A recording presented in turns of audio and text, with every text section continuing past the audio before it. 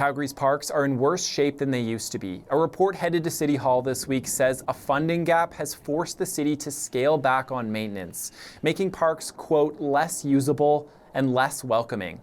The city says funding for park maintenance has increased by 12% since 2014, but park space has increased by 3 times that amount, with new communities and more roadside maintenance. And day-to-day costs are up almost 30% because of inflation. To be crystal clear, I fully support redoubling and renewing our investment in city parks, especially given that the vast majority of the expenditures were done 30, 40 years ago. Because of the funding gap, the report says crews have had to cut back on mowing and garbage collection.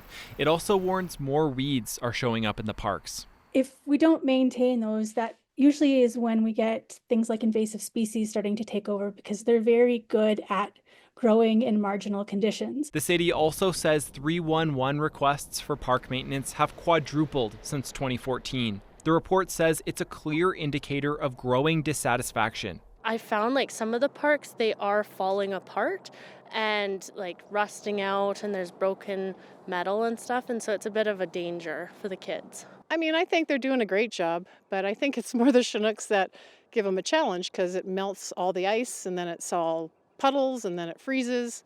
You know, they're really important to recreation and relaxation and that sort of thing, and it adds a lot of enjoyment to people's lives. The report says council would need to approve an additional $14 million annually starting next year to bring park maintenance back up to standard. Brendan Coulter, CBC News, Calgary.